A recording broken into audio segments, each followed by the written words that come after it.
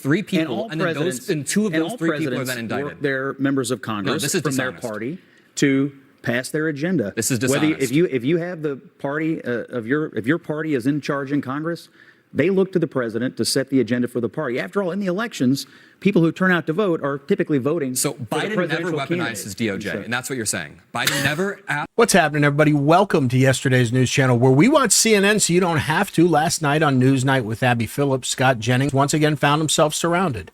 Abby hosting, Cornel West in full performance mode, and little Alex Mockler trying his best to sound informed. The first half of this discussion focused on Trump's historic ceasefire deal in Gaza. And in the second clip, you'll see the panel fall back on a CNN classic, Trump's a dictator. Oh, and stick around for the end of the video. I have the answer to yesterday's question in the Michael Knowles video about how many times he and Piers Morgan had to ask Sri Tanadar the same question. Anyway, let's watch Scott Jennings put on a clinic and panel shredding, and then we'll break it all down.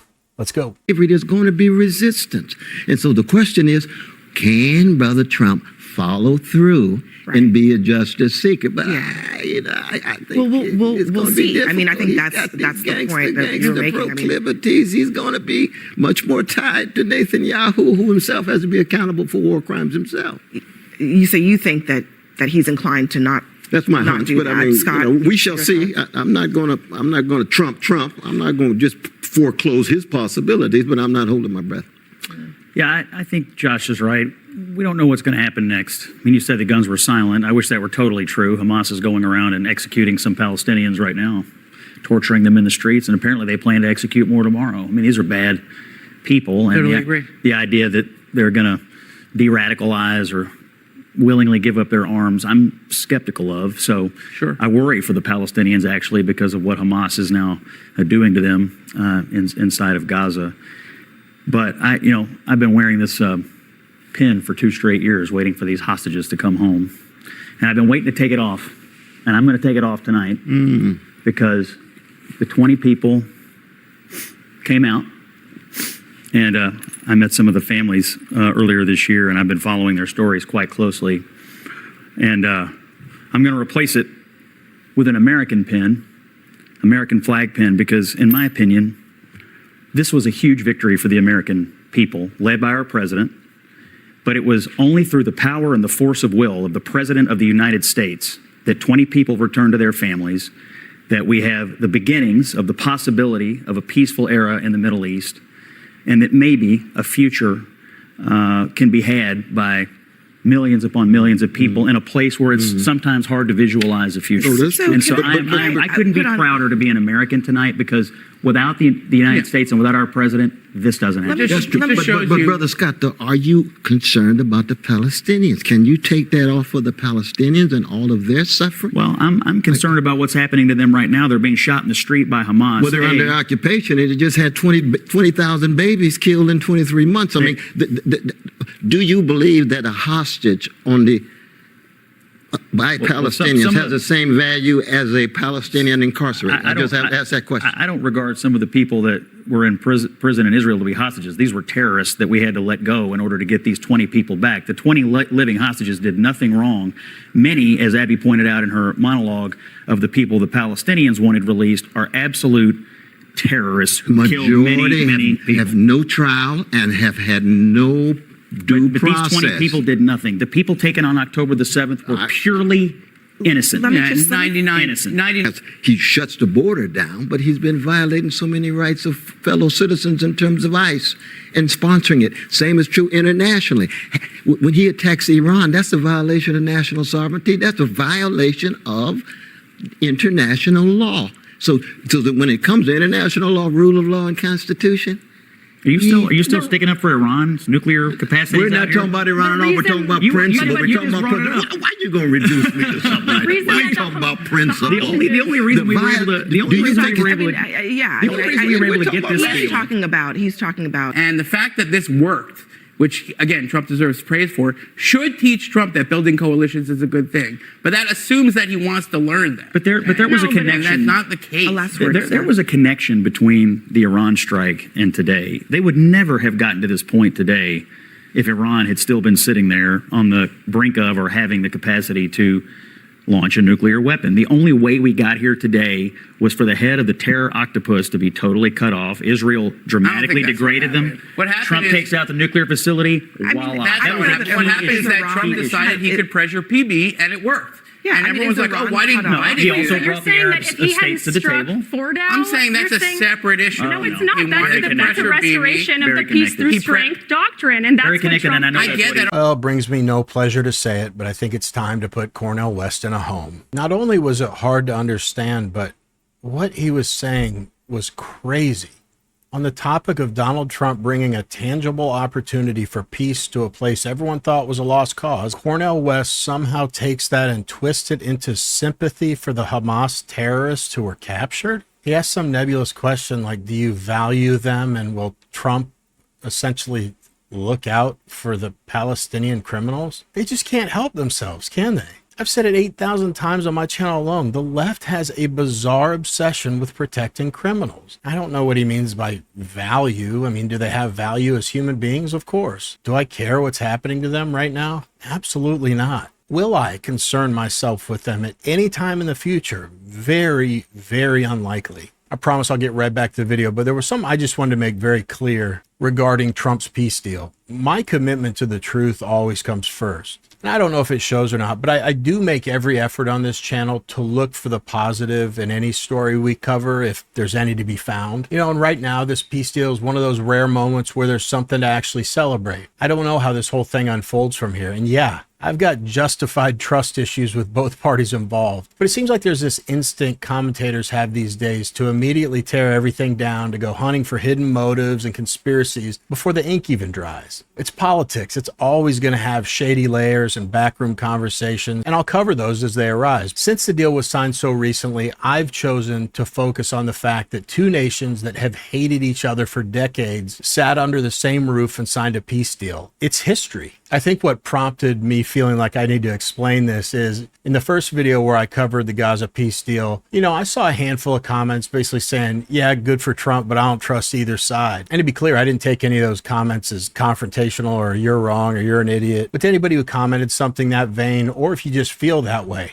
I get it. I'm right there with you. So I'm choosing to stay cautiously optimistic, because for the first time in a long time, we're not just talking about peace in the Middle East. We're actually seeing it take shape. Back to it.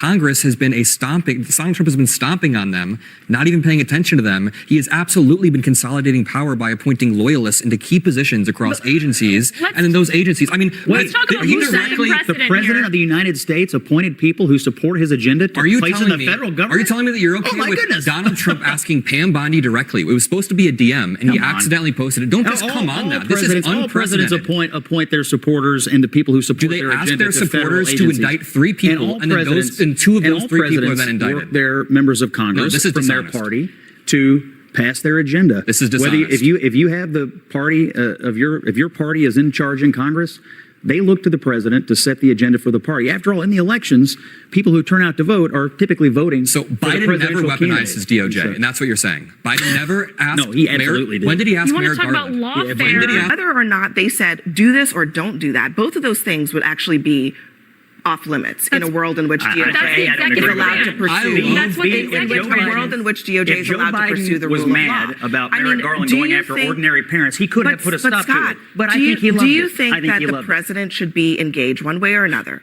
saying affirmatively or saying negatively, about what the DOJ is doing? I have told you many times. You I think think it's so? fine for the president to express opinions about how his He administration directly operates. asked Okay. her. I love And I watching also the think it's conservatives fine for duck processes. and dodge. Listen, No answer. is that not I think that this is super important, because Adam's making an important point. Trump said, you're not doing your job. In fact, he said something very similar just the other day. I mean, you're not doing your job. He called out 3 names. 2 of those people have been indicted. So that's more than just expressing an opinion. That was an order. It is to extraordinarily his Attorney General. naive to believe that the Biden Department We're of being Justice naive? operated as some disembodied, floating, But you have no quasi- example. But see, magical no. seahorse. I love watching You the don't think the conservatives. president knows what his Abby, department's Sister Abby, doing? Sister Those are his departments. All right, go ahead. It's executive For branch. me- You know, wouldn't the correct response be to restore actual rule of law in those institutions as opposed to further weaponizing them? Absolutely. Are you sure that the people who've been indicted aren't guilty? guilty? That's not the I didn't- point. That is not the point. I didn't make any statements about their guilt or innocence. But you seem to think it's a violation of the rule of law for a grand jury to indict him. No, Scott, Scott. that's not what we're talking about here. We are talking about Donald Trump's role in directing his attorney general about who to prosecute. That's what we're talking Who about. then has to go to a grand jury and present evidence and go through the process like everybody else in this But country. the first prosecutor, Eric Siebert, didn't want to do it, so Trump forced him out. I love watching the grand conservatives. jury met. Listen,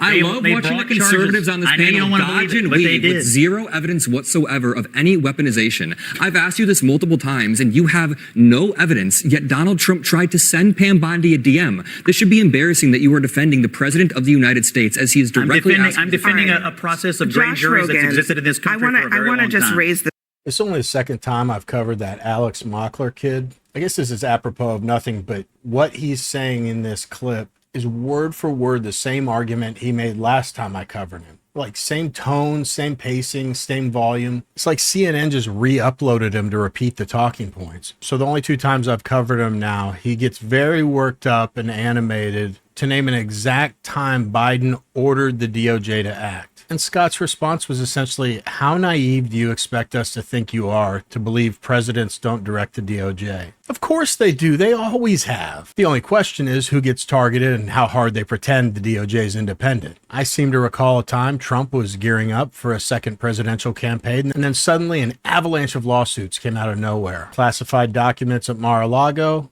raid the home, classified documents found in Joe Biden's garage. He gets a polite letter. Parents at school board meetings, domestic terrorists. BLM rioters, activists. Pro-life grandmothers in handcuffs, pro-choice vandals walk free. Oh, and don't forget the FBI cozying up to social media companies to silence conservative voices. I guess they're right. No weaponization to see here. And I'm really suppressing how annoying this Mockler kid is. I never thought I'd see the day that I'd miss the days when Chris Cuomo was the resident CNN shill. I mean, at least we can say the guy has testosterone. Now, I swear, every male pundit on the left looks the same. Androgynous, smug, and a seeming inability to grow a beard. I'll say it. We miss you, Fredo.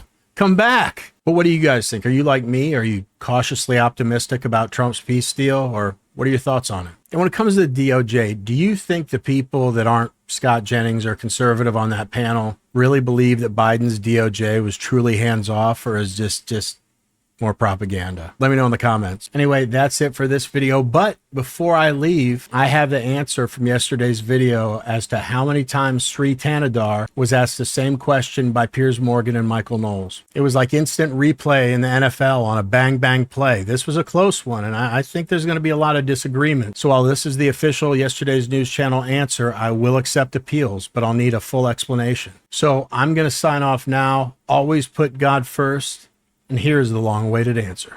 What do you think the Insurrection Act is for? Well, look, this is a issue that the local government should be handling. It is this No, is it's an the, issue. it's what a is it- federal what is the law, answer to Congressman. I my- don't think you understand the Insurrection Right, Act. to The Michael's. Insurrection Act- Well, let me just ask. I mean, Congressman, do you actually know what the Insurrection Act says? Yes, but this is in this situation. Well, hang on. What does it say?